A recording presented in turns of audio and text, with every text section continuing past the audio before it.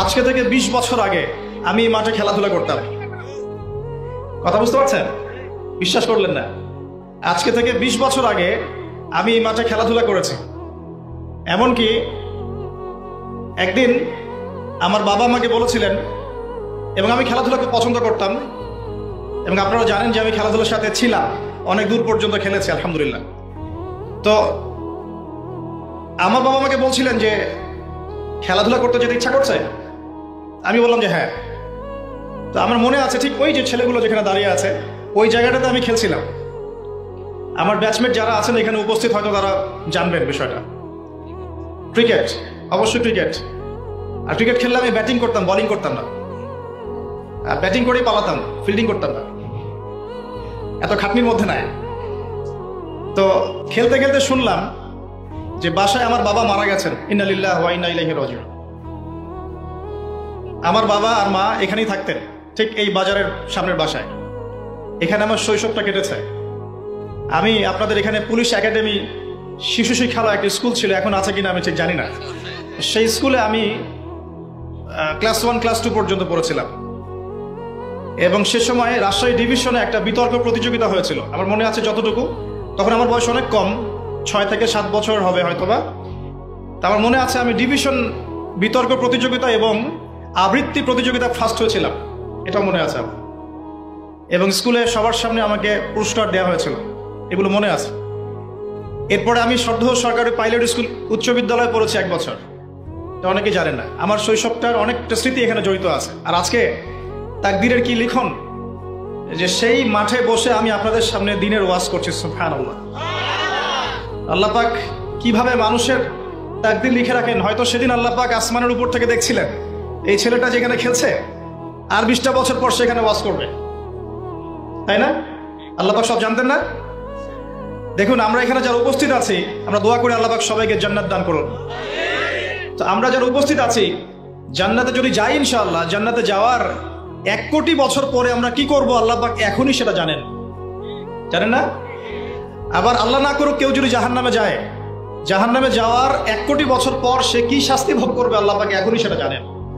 আল্লাহ রাব্বুল আলামিন এই সময়ের ঊর্ধ্বে, এটাই বলে আমরা আল্লাহু আকবার। আরো ঘটনা আছে, বলতে গেলে আজকে ওয়াজের সময় শেষ হয়ে যায়। আমার পাশে ওস্তাদকে দেখছেন, এই যে ছোট ছেলেটা তেলাওয়াত করে গেল কোরআন, তার চেয়েও ছোট বয়স আমার, তখন 7 থেকে 8 বছর হবে। আমার কোরআনের হাতে খড়ি হয়েছে ওস্তাদ নজরুল হুজুরের কাছে, এটা আপনারা অনেকেই জানেন না। তো আলহামদুলিল্লাহ আমি এখনো খুশি যে আলহামদুলিল্লাহ হুজুর এখন অনেক স্টুডেন্ট পড়ান মাশাআল্লাহ, এবং অনেকে তার স্টুডেন্ট আছেন এখানে। আমার কোরআনের হাতে খড়ি হয়েছে এখানে।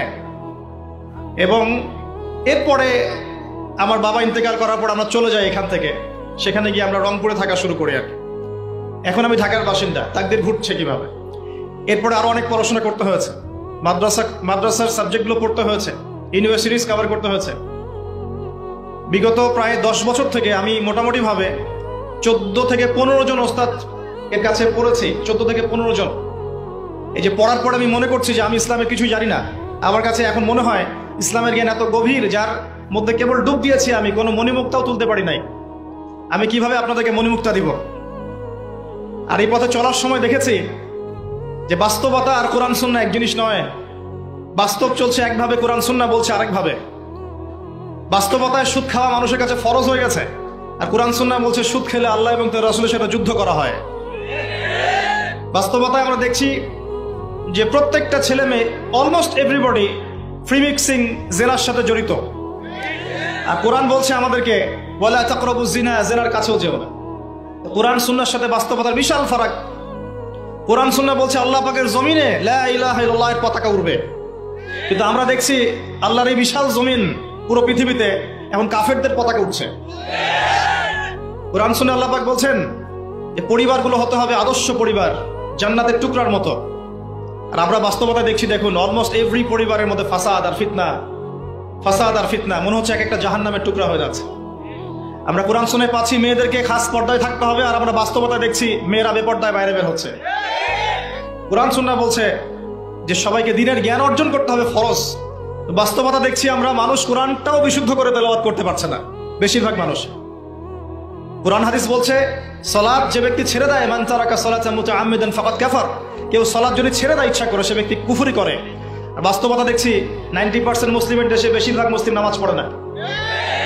কুরআন সুন্নাহ বলছে যে আপনাকে যাকাত দিতে হবে, নিসাব পরিমাণ সম্পদ হলে যাকাত দিতে হবে, কিন্তু আমরা বাস্তবতায় দেখছি আমরা দান সদকা করতে রাজি, যাকাত দিতে রাজি নই। অনেক ফারাক। আমি চিন্তা শিখলাম যে দুনিয়া আর কোরআন সুন্নাহ একভাবে চলছে না। কোরআন এবং সুন্নাহ আমাদেরকে বলছে যে কোরআন সুন্নাহকে হাতে নিয়ে আমরা প্রায় 1250 বছর এই বিশ্বটাকে শাসন করেছিলাম। আর আজকে বিগত 200 থেকে 300 বছর আমরা দেখছি আমরা শাসিত, মানুষ আমাদেরকে উঠতে বললে উঠি, বসতে বললে বসি। আল্লাহ পাক সুদকে হারাম করেছেন, সারা বিশ্বে এখন সুদ ভিত্তিক ব্যাংকিং সিস্টেম চলছে, সবখানে সুদী এনজিও চলছে। আল্লাহ পাক কোরআন সুন্নাহয় বলছেন মুহাম্মদুর রাসূলুল্লাহ, মুহাম্মদ সাল্লাল্লাহু আলাইহি ওয়াসাল্লাম সর্বশেষ রাসূল। আমরা দেখছি সমাজে এমন মানুষও বের হয়েছে বলছে মুহাম্মদ সাল্লাল্লাহু আলাইহি ওয়াসাল্লাম শেষ নবী নন, আরো নবী আসতে পারে। আছেন এমন মানুষ? আছে। কত পার্থক্য কোরআন এবং সুন্নাহর সাথে বাস্তবতার! এটা এই কোরআন সুন্নাহর জ্ঞানে ডুব না দিলে আপনি বুঝতে পারবেন না।